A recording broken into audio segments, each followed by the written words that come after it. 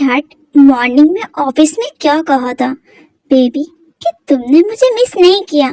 Jungkook हटिए मेरे ऊपर से। नहीं हटूंगा, पहले मुझे जवाब दो।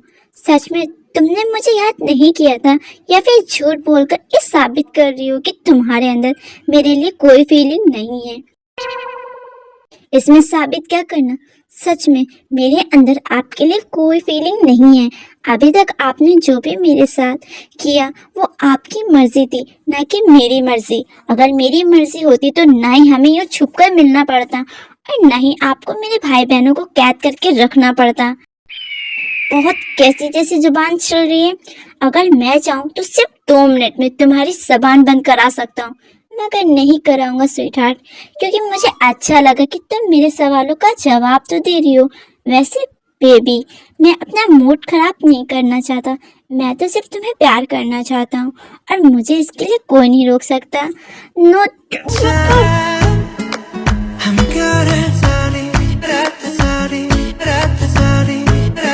दूर हटो।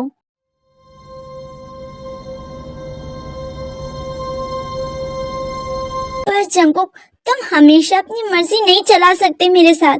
मुझे ऐसा लग रहा है मैं धोखा दे रही हूँ, मैं कोई चोरी कर रही हूँ। मुझे रात दिन बेचैनी बनी रहती है कि जब सच्चाई मेरे सामने आएगी, सबके सामने, मेरे बारे में लोग क्या सोचेंगे। मुझे डर लगता है दी क्या सोचेंगी। दी सच्चाई जानने के बाद किसी और पर भरोसा नहीं कर पाएंगी, क्योंकि जब उनकी बहनी उनके साथ ऐसा कर रही है, उन्हें क्या लगेगा? जिनके पीछे वो अपनी जिंदगी निकाल रही है, वो उनकी जिंदगी का बस मजाक बना रहे हैं। मिस्टर जॉन, आपके लिए आपकी इज्जत मायने नहीं रखेगी, पर मेरे लिए मेरी इज्जत ही सब कुछ है। आप क्या चाहते हैं? आप मुझे यूज करना चाहते हैं ना, तो एक रात के लिए मैं तैयार हूँ। अगर आप मेरे साथ 1 महीना गुजारना चाहते तो मैं तैयार हूँ, मगर मुझे बता दीजिए, मैं ऐसे आपके साथ नहीं रह सकती हमेशा के लिए।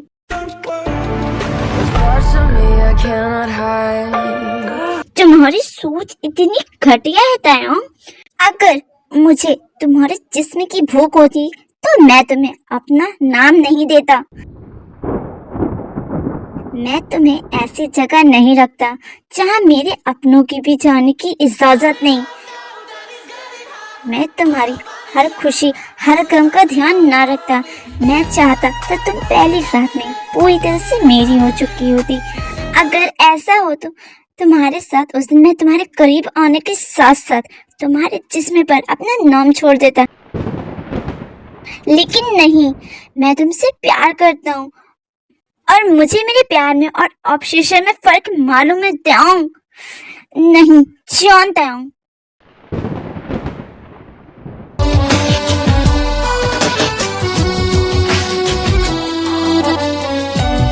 सोच नहीं सकती, जब मैं बाहर गया था तब मैं तुम्हें देखे बगैर बेचैन हो रहे थे।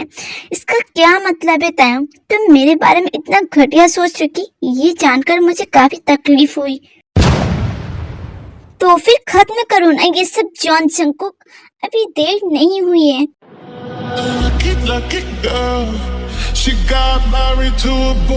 नहीं, मैं तुम्हारे साथ अपना नाम इतनी आसानी से खत्म नहीं कर सकता। मुझे तुमसे प्यार है और मैं अपना प्यार नहीं छोड़ सकता।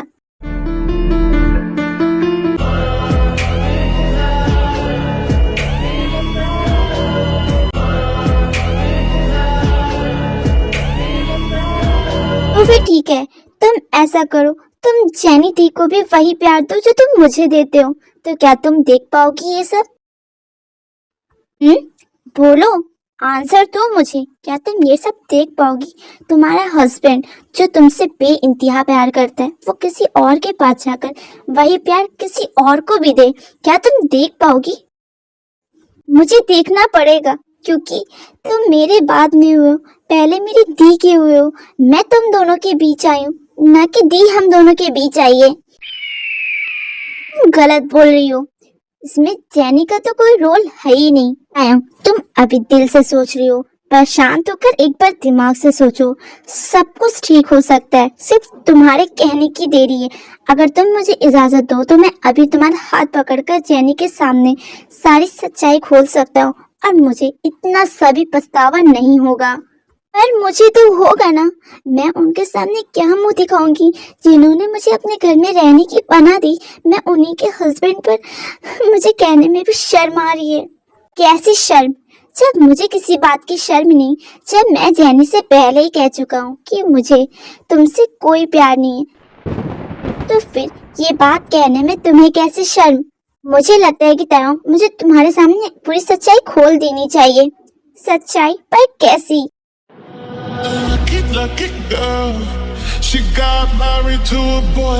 जैनी और मैं, हमारे पेरेंट्स पहले बहुत अच्छे फ्रेंड्स थे। उसके बाद हम दोनों एक ही साथ एक ही स्कूल में भी पढ़े और एक ही कॉलेज में भी पढ़े। इससे हम दोनों की बहुत ही ज्यादा अच्छी बॉन्डिंग हो गई थी। हम लोग बेस्ट फ्रेंड्स थे। जैनी ने आज तक मुझसे कोई भी बात नहीं छिपाई और न ही मैंने जैनी से कोई बात छिपाई, लेकिन हमारे पेरेंट्स ने हम दोनों के रिश्ते को गलत समझ लिया, उसको गलत नाम दे दिया और अपना नाम कमाने के लिए, अपने पार्टनरशिप के लिए दोनों ने हम दोनों को एक होने के लिए कह दिया। एक दिन जैनी के पेरेंट्स आकर मेरे डैड से बोलते हैं कि इन दोनों की जोड़ी कितनी अच्छी है, क्या हम दोनों को आगे बढ़ना चाहिए, इससे हमारे कारोबार में भी फायदा होगा और लोगों के बीच हम लोगों का और भी ज्यादा नाम होगा। इसी लालच में मेरे डैड मान गए और उन्होंने हम दोनों को बिना बताए शादी तय कर दी। लेकिन जैनी को इस बात से कोई भी फर्क नहीं पड़ा, क्योंकि जैनी ने आज तक किसी भी लड़के की तरफ आंख उठाकर नहीं देखा। उसे कोई भी लड़का नहीं पसंद था, तो उसने अपने मॉम डैड की बात पर राजी हो गई। पर मुझे जैनी पसंद नहीं थी। मैंने आज तक जैनी को उस नज़र से देखा नहीं। मेरे पास एक ही बेस्ट फ्रेंड थी जिससे मैं अपनी जिंदगी की सारी सच्चाई, सारी छुपी बातें कर सकता था। पर जब मेरे मॉम डैड ने ये फैसला लिया, तब मुझे जैनी से भी नफरत हो गई। मैंने जैनी से कहा कि ये शादी ना करे, पर जैनी ने मना कर दिया अपने पेरेंट्स से बात करने के लिए। तो फिर मैंने अपने मॉम डैड को बोला कि मैं ये शादी नहीं कर सकता हूँ। तो तुम्हें पता है मेरे पेरेंट्स ने क्या किया? मुझे इमोशनल ब्लैकमेल किया, मुझे हर तरह से मनाने की कोशिश की, पर फिर भी मैं नहीं माना। मैं अपनी जिद पर टला रहा कि मुझे शादी नहीं करनी है। जैनी मेरी बेस्ट फ्रेंड है, इसके अलावा मैं जैनी को उस नज़र से नहीं देखता। पर मेरे पेरेंट्स कहते हैं कि शादी के बाद अपने आप प्यार हो जाता है, पर मैं उससे प्यार कैसे कर सकता था तायाओं? मुझे उसमें अपना फ्यूचर दिखता ही नहीं था। मैं बहुत परेशान था। फिर मैंने डिसाइड किया कि मैं इस प्रॉपर्टी को छोड़कर बेदखल होकर इस फैमिली से निकल जाऊंगा। पर मेरे डैड ने क्या किया? शादी के एक दिन पहले उन्होंने मेरी आंखों के सामने पॉइजन खा लिया। मुझे लगा एक वक्त के लिए कि मेरी दुनिया थम गई। मैं बहुत ज्यादा डर गया था। अपनी मॉम को ऐसे रोता हुआ देखकर अपने डैड को एक पल के लिए खो दिया था। मेरी हिम्मत नहीं हो रही थी कि मैं दोबारा करूं ये सब। मैंने सोचा कि काश मैं इस शादी के लिए तैयार हो जाता। मैंने बहुत कुछ सोचा, मैं बहुत डर गया था। मैं बस हॉस्पिटल में बैठकर बाहर यही सोच रहा था कि काश मैं ये सब बात ना कहता, मैं चुपचाप शादी कर लेता। लेकिन गॉड ने मेरी सुन ली। मैंने गॉड से प्रे किया था कि गॉड मेरे डैड को ठीक कर दो, फिर मैं उनकी सारी बात मानूंगा। और फिर मेरे डैड ठीक हो गए और मुझे ना चाहते हुए भी जैनी से शादी करना पड़ा, क्योंकि मेरे अंदर हिम्मत नहीं थी कि मैं वापस से वो सब देखूं अपनी आंखों के सामने होता हुआ। फिर हमारी शादी हो गई, लेकिन मैंने जैनी से एक बेस्ट फ्रेंड होने के नाते ये कहा कि जैनी, मैं तुम्हें अपना बेस्ट फ्रेंड ही मानता हूँ और फ्यूचर में तुम्हें मुझसे जब भी डिवोर्स चाहिए तुम मुझसे डिवोर्स लेकर शादी कर सकती हो, क्योंकि मैं तुम्हें सिर्फ अपनी बेस्ट फ्रेंड की नज़र से ही देखता हूँ। और जैनी को इस बात से कोई भी प्रॉब्लम नहीं हुई। तब से आज तक की हम दोनों सिर्फ बेस्ट फ्रेंड्स हैं। और तुम्हें पता है, मुझे आज तक कोई भी लड़की पसंद नहीं आई, तो मैंने इस रिश्ते को ऐसे ही चलने दिया। लेकिन जब मैंने तुम्हें फर्स्ट टाइम अपने घर पर देखा, तो मैं तुम्हें देखता रह गया। मुझे लगा मेरे सामने एक ऐसी दुनिया खड़ी है जिसमें मैं जाना चाहता था। तुम्हारी आंखें, उन्हें देखकर मैं उसमें डूबना चाहता था। तुम्हारी वो प्यारी सी स्माइल, जिसे देखकर मैं खुद हंस पड़ता था। मुझे तुम बहुत ज्यादा अच्छी लगी। फिर मैं समझ गया कि मैं जिस लड़की का इंतजार कर रहा था, आखिरकार वो लड़की मिल गई। मुझे लगा मेरी दौलत, शोहरत देखकर तुम मुझसे भावुक हो जाओगी, तुम मेरे पास खुद ब खुद आ जाओगी। लेकिन हर लड़की पैसे पर नहीं मरती, ये तुमने साबित कर दिया। पर तायंग आई प्रॉमिस मैं तुमसे बहुत प्यार करता हूँ, मैं तुम्हें बहुत खुश रखूंगा। मैं जेनी दी को तुम्हें धोखा नहीं दे रहा हूँ, मैं इतना भी बुरा इंसान नहीं हूँ। तुमसे पहले मेरी लाइफ में जेनी आई थी और मैं जेनी को धोखा दे ही नहीं सकता जंगकुक, पर फिर भी तुम समझ नहीं रहे हो। तायंग सिर्फ 2 दिन का वक्त है तुम्हारे पास, इन 2 दिन में तुम क्या चाहती हो तुम्हें खुद सोचना होगा। तुम्हारे पास 2 ऑप्शन है। पहला ऑप्शन, तुम जेनी दी के सामने जाकर सच्चाई रख दो और उसके बाद हम दोनों एक हो जाते हैं, वरना सेकंड ऑप्शन तुम्हारे पास ये कि जब तक तुम्हारी हिम्मत नहीं हो रही है, जब तक मैं तुम्हारा साथ देता रहूंगा और छुप छुप कर हम दोनों मिलते रहेंगे। आई नो ये गलत तरीका है, पर फिर भी मेरे पास इसके अलावा कोई ऑप्शन नहीं है, क्योंकि मैं तुम्हें तो खो नहीं सकता। अब तुम्हारी ये जिम्मेदारी है कि तुम्हें करना क्या है। मैं 2 दिन बाद तुम्हारे पास वापस आऊंगा और तुम्हें ये बात मुझे बतानी होगी। फिर इतना कहकर जंगकुक वहाँ से चला जाता है। हम दोनों सिर्फ बेस्ट फ्रेंड्स हैं और हम दोनों के बीच इसके अलावा कुछ नहीं हुआ। हमारी शादी हमारे मॉम डैड ने जबरदस्ती कराई है। मैं तुमसे बहुत प्यार करता हूँ तायंग, मैं क्या करूँ, मुझे कुछ भी समझ नहीं आ रहा।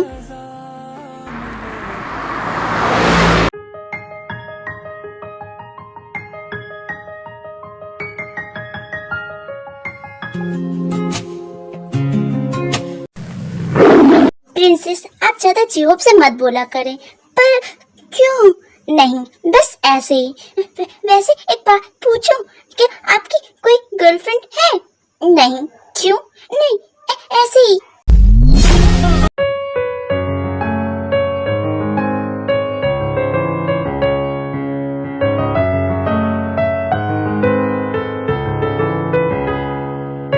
जिन, मैं तुम्हें घर छोड़ देता हूँ। नहीं मिस्टर आर्यन, मैं खुद चली जाऊंगी। अरे मैं छोड़ देता हूँ। Mister Aryan try to understand, मैंने कार बुला ली है, आती होगी कार।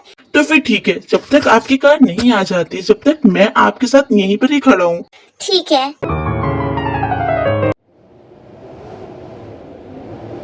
मेरा अंजाम हर हाल में तो चाहिए मुझे, जो भी सजा मिले। कार आ जाती है और जिन बैठकर घर आ जाती है। हेलो, क्या बात है? क्या तुम्हें मेरा डर नहीं रहा? आप ऐसा क्यों कह रहे हैं? तो फिर वो लड़के के साथ तुम वहाँ क्या कर रही थी? तुम्हें पता है ना मुझे पसंद नहीं तुम्हारा किसी और के साथ रहना, पर वो मेरे बॉस हैं। वो बस मैं ऑफिस का काम की बात कर रहे थे, वो मुझे ऑफिस का काम बता रहे थे और कुछ नहीं। ठीक है, पर उनसे दूर रहना। इसी बेबी बहुत जल्दी हम दोनों की मुलाकात होगी, इसलिए मैं कॉल रख रहा हूँ।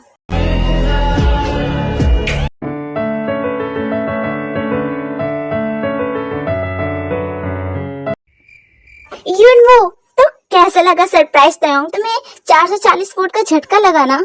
हाँ दी, आई कांट बिलीव कि युनवो मेरे सामने खड़ा है। मुझे तो लगा था इस जिंदगी में मैं इस युनवो से कभी मिल नहीं पाऊंगी। अच्छा, इतनी खुशी है मुझसे मिलने की, उसके बाद भी दूर खड़ी हो, आकर मुझे हक करो।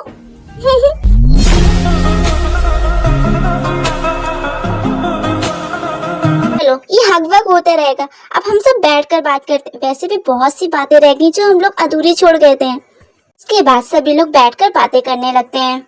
आर्मी से ये पार्ट कैसा लगा कमेंट करके जरूर बताइएगा।